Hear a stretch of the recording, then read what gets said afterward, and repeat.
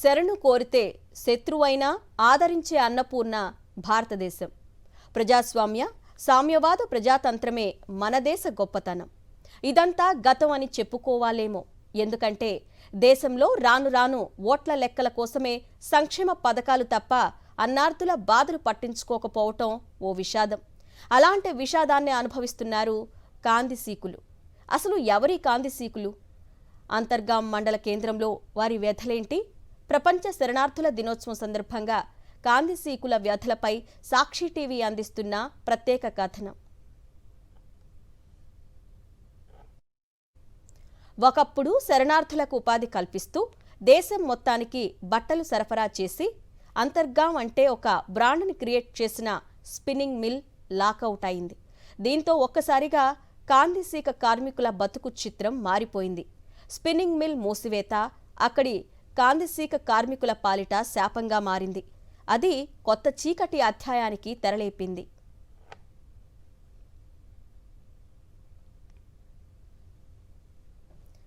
అంతర్గాంలో కాందిశీకుల ఉపాధి కోసం ఏర్పాటు చేసిన స్పిన్నింగ్ మిల్ ఇప్పుడు తహసీల్దార్ ఆఫీసుగా మారిపోయింది. ఇప్పుడు అక్కడి క్షేత్రస్థాయి పరిస్థితి ఏంటో మీరే చూడండి. ప్రస్తుతం మనం చూస్తున్న ఈ కార్యాలయం అంతర్గాం మండల తహసీల్దార్ కార్యాలయం, సబ్ రిజిస్ట్రార్ కార్యాలయం. కానీ ఇది ఒకప్పుడు అంతర్గాంకు వచ్చిన కాందిశీకుల కోసం ఉపాధి కోసం ఏర్పాటు చేసిన స్పిన్నింగ్ మిల్లు. అయితే ఆ స్పిన్నింగ్ మిల్లు పూర్తిగా మూతబడి కాయలాబడంతో ఇప్పుడు వాళ్ళ ఉపాధి దెబ్బతినడంతో పాటుగా ఈ బిల్డింగ్స్ అన్నింటినీ కూడా ఇతర ప్రభుత్వ కార్యకలాపాల కోసం ఇక్కడ ఉపయోగిస్తున్నారు. మనం ఒకసారి చూపిస్తాను నేను మీకు. ఇది ఎప్పుడు ఏర్పాటు చేశారు? ఒక శిలాఫలకం ఉంది. ఆ శిలాఫలకానికి కూడా పెయింట్ వేశారు. మొత్తంగా దాన్ని కనిపించకుండా ఇప్పుడు రూపుమాపే ప్రయత్నం మనం చూడవచ్చు. ఇక్కడ ది కరీంనగర్ కోఆపరేటివ్ అంటే ఫస్ట్ కోఆపరేటివ్ సొసైటీగా కూడా దీన్ని చెప్తుంటారు, ఆ ప్రభుత్వ సహకార సంస్థ. ఈ క్రమంలో ఇక్కడ మనం చూడవచ్చు అప్పటి deputy chief minister J V Narasimha Rao దీన్ని ప్రారంభించారు, ఈ స్పిన్నింగ్ మిల్ను. ఇది 1971 జూలై 7వ తేదీన ప్రారంభమైంది. అది మనకి ఇక్కడ స్పష్టంగా కనిపిస్తున్నది. కానీ దీనికి పెయింట్ వేసి దీన్ని రూపుమాపే ప్రయత్నం చేశారు. మొత్తంగా ఇది ఇప్పుడు ఒక ప్రభుత్వ కార్యాలయంగా మారింది. గతంలో చూస్తే ఇది ఒక స్పిన్నింగ్ మిల్గా ఇక్కడ ఎందరో కరెక్ట్గా 1000 మంది కాందిశీకులకు ఉపాధి కల్పించిన ఒక ప్రాంతము, ఒక కేంద్రము. కానీ ఇవాళ ఇది పూర్తిగా మూతబడిపోవడంతో వాళ్ళ బతుకులన్నీ కూడా రోడ్డు పైకి వచ్చిన దుస్థితి నెలకొంది. ఎన్నో ఆశలతో దేశానికి తిరిగి వచ్చిన తమ బాధలు ఇప్పుడు ఎవరూ పట్టించుకోవటం లేదని, 6 దశాబ్దాలుగా హక్కుల కోసం పోరాడుతున్నామని, ప్రభుత్వాలు మారుతున్నాయి తప్పితే తమ బతుకులు మాత్రం మారటం లేదని ఆవేదన వ్యక్తం చేస్తున్నారు శరణార్థులు.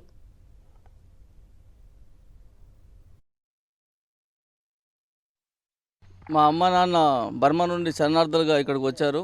వచ్చిన తర్వాత ఉపాధి కింద చేనేత 2 వస్త్రాలు కల్పించి స్పిన్నింగ్ మిల్లుగా పెట్టిన తర్వాత దాదాపు 4 శతాబ్దాలు అయిపోతున్నాయి. అప్పుడు 1000 కుటుంబాలు ఇక్కడ బర్మా శ్రీలంక వచ్చి జీవించాయి.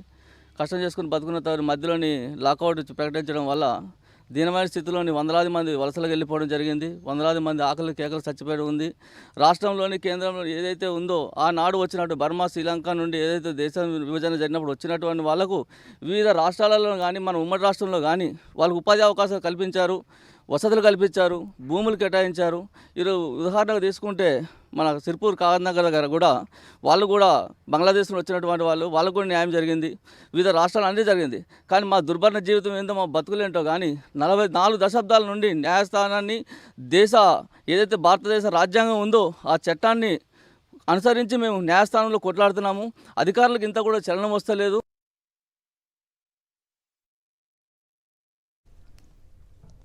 నాటి కాంతిశీకులు పనిచేసిన మిల్ పరిస్థితి ఎలా ఉందో మా కరెస్పాండెంట్ రమణ వివరిస్తారు. వీవింగ్ మిల్లో ఉన్నాం. వీవింగ్ మిల్లో నేను మీకు చూపించే ప్రయత్నం చేస్తా. ఈ వీవింగ్ మిల్లు ఏ విధమైన దుర్భరమైన పరిస్థితుల్లో మనకు కనిపిస్తుందో అదే దుర్భరమైన బతుకు చిత్రం ఇప్పుడు అంతర్గాం కాందిశీకులది. మనం చూడవచ్చు ఈ వీవింగ్ మిల్ను 1967లోనే, మనం ఇంతకుముందు చూసిన స్పిన్నింగ్ మిల్లు 71లో ప్రారంభమైతే ఇది 1967లోనే ప్రారంభమైంది. ఇక్కడ చూడవచ్చు విబి రాజు అప్పుడు minister for revenue and civil supplies ప్రారంభించిన ఇక్కడ శిలా ఫల్కాన్ని కూడా మనం చూస్తున్నాం. అయితే ఇక్కడికి కాందిశీకులు వివిధ ప్రాంతాల నుంచి వచ్చారు. చూడవచ్చు ఎట్లా ఉంది వీవింగ్ మిల్లు.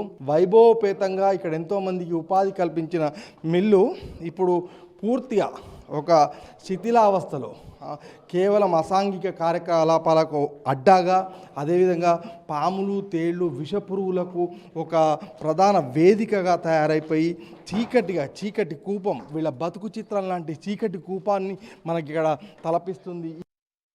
పొట్ట చేత పట్టుకొని దేశాన్ని విడిచి బర్మా, శ్రీలంక దేశాలకు వలస వెళ్లిపోయిన వారిని భారత్కు స్వాతంత్ర్యం వచ్చాక తిరిగి రప్పించేందుకు జవహర్లాల్ నెహ్రూ, లాల్ బహదూర్ శాస్త్రి, ఇందిరాగాంధీ చొరవ తీసుకున్నారు. ఇతర దేశాల నుంచి శరణార్థులను రప్పించి వారి సంక్షేమ, వసతి, ఉపాధి, సామాజిక న్యాయం, రాజ్యాంగపర హక్కులకు చట్టపరంగా ఒక భరోసా కల్పించారు. అలా అతిపెద్ద శాశ్వత పునరావాస కేంద్రంగా ఏర్పడిందే అంతర్గాం కాందిశీకుల కేంద్రం. పైగా మొట్టమొదటి ప్రభుత్వ సహకార రంగంలో దేశంలోనే అక్కడ అతిపెద్ద స్పిన్నింగ్, పీవింగ్ మిల్లులు పనిచేశాయి. కానీ కాలక్రమంలో అవి లాకౌట్ చేయడం, లేఆఫ్స్, చివరకు మూసివేతతో కాందిశీకుల బతుకులు రోడ్డున పడ్డాయి.